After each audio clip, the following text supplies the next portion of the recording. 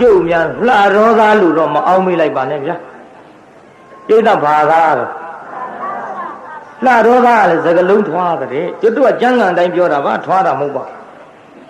လှရောသားစကလုံးထွားပုံပြောရမယ်ဆိုရင်ဥပမာမပါပဲမပြောဘူးဥလတ်တုံကြီးသူတို့ကဆေးတာမတော့ရဲဘူးဘယ်တော့ရဲမတုံးတရားနာပြေးတာသူတို့ကတကြီးဆေးတံတောက်လာတော့သူတို့ကလူတွေကပြောတယ်လှရောသားတွေကအလိုလေးတို့ရွာကတကြီးဆေးတံတောက်လာတာငါးကြောက်ဝင်မှုတ်ကလေးခွေးချီလာတယ်တိုင်းဥလသိမ့်ပဲအဲ့ဒီဆေးတံတောက်ရဲတော့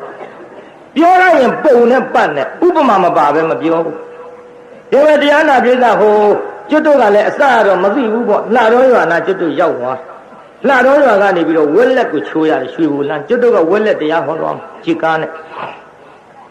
ဝက်လက်လန်းကောင်းရလားလို့မေးကြည့်လှရောသားတွေကပြောတယ်ဝက်လက်လန်းကောင်းမကောင်းတော့မသိဘူးတဲ့ကိုတော်တို့ကားနဲ့အဲ့ဒီလန်းကစီးသွားရင်တဲ့အဲ့ဒီလန်းကကိုတော်တို့တော့ကြောက်ခင်းစားသွားတော့အစာကြည့်တယ်အဲ့လန်းကြမ်းကြမ်းနဲ့မပြောဘူး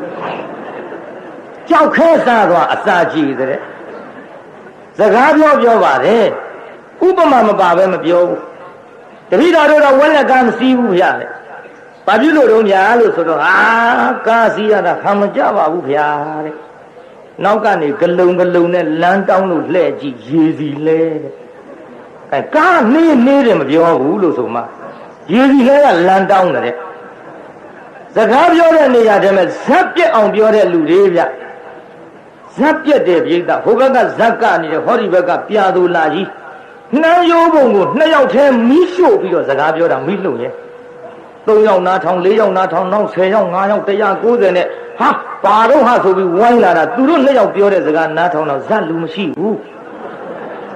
တခင်ဇက်ပြက်အောင်ပြောတဲ့လှတော်သားကြည့်လေတရားနာပိဋကသူတို့နားမှာပေါက်တော်ရွာဆိုတာရှိအဲ့ဒီပေါက်တော်ရွာမှာစာပြန်မွဲကြီးကျက်သားတံပေါင်းနဲ့ကိုတော်ကြီးဆွမ်းကတ်ကျက်သားတံပေါင်းနဲ့ကတ်တော့ပြောတယ်အလိုလေးကွာလို့ဆိုတယ်အလိုလေးကသိပ်သုံးအလိုလေးကွာတဲ့စာပြန်မွဲဆိုလို့သွားကြည့်ပါလက်ကကတ်တော့ဘုန်းကြီးအေးကိုကွာတဲ့ဘုန်းကြီးကျက်သားနဲ့ကတ်တာဒါဘုန်းကြီးအေးတဲ့ကျန်ဖမ်းမှန်စကားပြောတဲ့လူတွေဥပမာနဲ့ဘုန်းကြီးကလည်းစားရတဲ့ကွာတော့ဝေသာလီပြီးဘလူးကြတယ်အယိုးကြံတာပြောတာ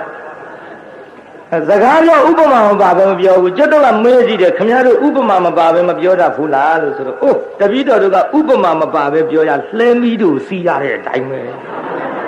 ဥပမာကပါလားဒီတရားနာပိဋကဟိုသူတို့ရှိမှာခင်ဗျားတို့ရှိလို့ခင်ဗျားတို့ကားစိတ်ကားပေါ်ရလားလို့မေးတော့အိုးကားပေါ်တာတော့ရေဝေါ်ထိုးနေတဲ့အတိုင်းပဲလေရေဝေါ်ထိုးတယ်ဆိုတာမြင်ဘူးမှာပေါ့အသားတွေလက်သမားတွေရေဝေါ်ထိုးတာဒီတိုင်းတဲ့သွားတာမဟုတ်ဟောဒီလိုရှည်ထိုးနောက်ကားတွေပေါ်တာပြောတာရေဝေါ်ထိုးနေတဲ့အတိုင်းပဲလေကားပေါ်တဲ့ထဲဖျားတဲ့တပည့်တော်တို့တော့အာတီဘီကမြန်တယ်ဆိုလို့စီးလိုက်တယ်ဟုတ်တကောဖျားတဲ့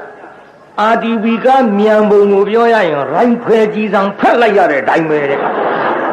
အဲကြီးစံဖက်လိုက်ဘူးတဲ့အတိုင်းဥပမာမပါပဲတခုမှမပြောဘူး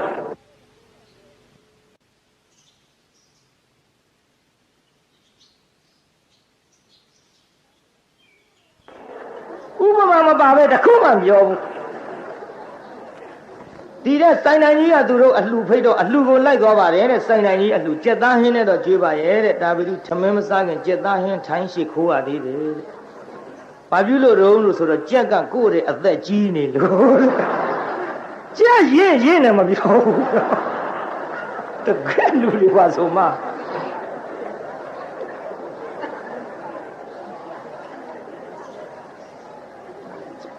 ဒီတဲ့ဆိုင်နိုင်ကြီးကလူတွေကလည်းကွာတဲ့ကြားရတာတဲ့ဘလူးအရက်တိုက်ထားတဲ့အတိုင်းပဲဘလူးအရက်တိုက်တယ်ဘယ်နဲ့လို့ဒါအပြင်ပို့ချအောင်တော့ရှိအောင်တော့မလားလို့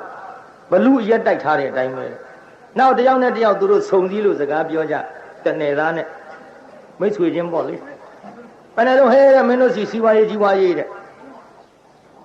ဘယ်နဲ့တော့ဟာတဲ့စီဝါရေးကြီးဝါရေးကတော့ကွာတဲ့ဝလုံးကောင်းနဲ့ဆင်တိုးတဲ့အတိုင်းပဲအဲပြေးတာကြီးဝလုံးကောင်းနဲ့ဆင်တိုးရစီဝါရေးကြက်တယ်မပြောဘူးလို့စကားပြောလိုက်တရလွန်ကြီး အေးကွာတဲ့စီဝါရေးကထားပါတော့အလောက်ကင်လေးရောဟာတဲ့ငါလူရဲ့တဲ့အလောက်ကင်လည်းမမေးနဲ့ဟာတဲ့ရှိတဲ့အလုပ်ဖိလုပ်လဲတနေ့တခြားစားအိုးကကြီးလာတော့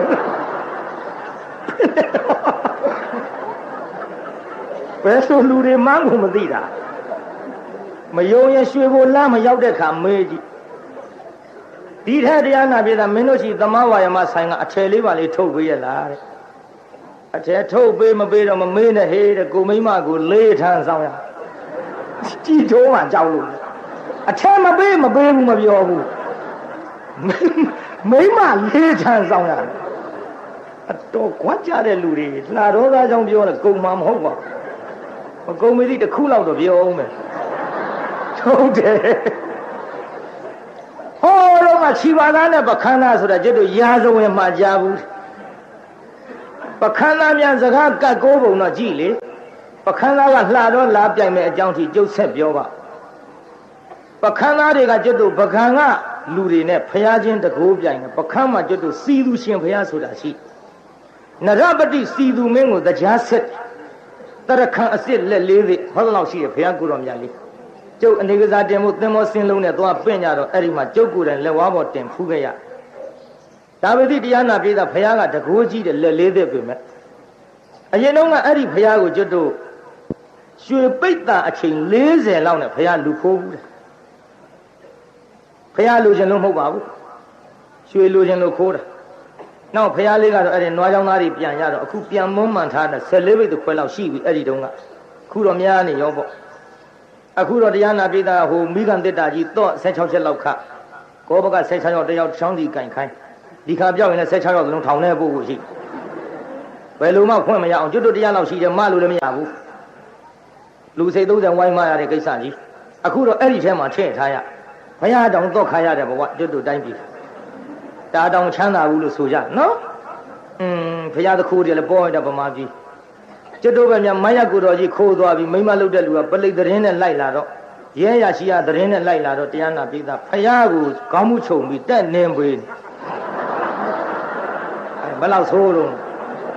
ဘုဒ္ဓကိုင်းသိပြီသေချင်းစိုးနဲ့တော့သေကုန်တော့အဲ့ဒါရဲကမေးတယ်အဲ့ဒါဘယ်သူတုံးလို့ဆိုတော့ဒါကျုပ်လင်သားနေမကောင်းလို့ပါအဲကောင်းသေးလားဖယားသူ့လင်လို့ရတော်တရားရှိဘယ်လောက်တရားဆွဲလိုက်ဟုတ်သားတော့ဆိုးတယ်မိမဒါကြောင့်ဖယားသခိုးတွေပေါ်တယ်အဲ့ဒီအခုအဲ့ဒီစီသူရှင်ဖယားကလေတရားနာပြီးသားဖယားကသာလက်လေးသက်ပကံကတပ်ပြညုတ်ဖယားကိုတော်မြတ်ကြီးနဲ့ဟောတကူချင်းပြိုင်မယ်လေဗျဖယားကပြိုင်တာမဟုတ်ဘူးလူတွေကပြိုင်တာအဲ့လေဗျဖယားကပြိုင်တာမဟုတ်ဘူးလူတွေကပြိုင်တာလူချင်းပြိုင်ကြည့်လေပကံကလူတွေကဘာပြောလို့နဘေလေးနဲ့ဟေးတို့ကကျုံ3တောင်ဝိုင်းနဲ့ပကံတိုင်းသားกว่าနဘေနဲ့ဒီတော့ပခန်းသားကလည်းမခံဘူးဟေးတို့ကလည်းငရုတ်တဝိထောင်ပခန်းသားกว่าပကံကပြောတယ်မင်းတို့စကားမစပ်ဘူးတဲ့တို့ကနဘေနဲ့ကျုံ3တောင်ဝိုင်းပကံတိုင်းနဘေလေးနဲ့တဲ့မင်းတို့ကငရုတ်တဝိထောင်ပခန်းသားဆိုတော့မစပ်ဘူးတဲ့ပခန်းသားကလည်းသကဒတ်ဆိုတော့မစပ်ရင်နဲ့အဲ့ဒီငရုတ်တဝိသွေးပြီးမင်းတို့မျက်စိထဲခတ်ကြည့်ပါလားတဲ့ဒီလောက်ကတ်ကိုးတယ်ပခန်းသားနောက်ဟဲ့ဖျားပွဲအစီပြိုင်မယ်ကွာဖျားပွဲအစီပြိုင်မယ်ကွာဆိုတော့တရားနာပြေးတာအဲ့ဒီပခန်းကစပြောဟေးတို့ပခန်းစီသူရှင်ကတဲ့ဖျားပွဲလာတာလူမပြောနဲ့ကွာတဲ့ခွေးကြီးကိုအကောင်900ကွာအဲခွေးနဲ့စပြိုင်ဒီတော့ပကံကနောက်ပြောဆိုတော့နိုင်မှာပေါ့ဗျာပေါ်ဦးနဲ့ရှင်မြင်ဘူးသီးအကြီးပြိုင်တာလို့ပေါ့ဘာပြောတော့ပကံကဟေးမင်းတို့ပကံစီသူရှင်ဘုရားကခွေးကြီးအကောင်900ဟောတို့ပကံတပ်ပြည့်ညို့ဘုရားကြီးကဖျားဝဲလာတာလူမပြောနဲ့ခွေးကြီးကိုအကောင်1000กว่าပကံကဘယ်လောက်နိုင်သွားပကံကဘယ်လောက်ရှုံးတော့အဲ့ဒါခင်ဗျားတို့အနေနဲ့သာရှုံးနေတာပကံစကားနားထောင်ကြည့်ဟေးတို့ကခွေးကြီးအကောင်900ဆိုတာငါလူတို့ဟောဂုံချခမ်းမှလို့ပြောနေမှာခွေးနီခွေးနဲ့ခွေးချခွေးပိန်ဟော်တွေမပါသေးဘူးဒါကြောင့်ရှုံးရကနိုင်အောင်ပြောအဲ့ဒီပခန်းသားတွေကခုခေတ်ထဲမှာလှတော်သားအပြောထွားတယ်ဆိုလို့လာပြိုင်တယ်ဗျပြိုင်တော့လှတော်ရွာပေါင်းကလေးလေးတွေ့ဟဲ့ကလေးအားလုံးရမင်းပဲရွာသားတော့ကျုပ်လှတော်သားတာခဲ့ပြီတော့ဟ လှရောသားရှာနေဟိကောင်လာခဲ့မင်းဘိုက်ကိုဖောက်စားဘိုက်ဖောက်စားမယ်ဆိုတော့ကလေးလေးကပြောတယ်ဗျာတဲ့စားခြင်းဘိုက်တော့မဖောက်ပါနဲ့တဲ့ခင်ဗျားတို့ကြုတ်ယိုကျွေးပါမယ်အဲ့ပြီးရောလူကြီးနဲ့ပြောခဲ့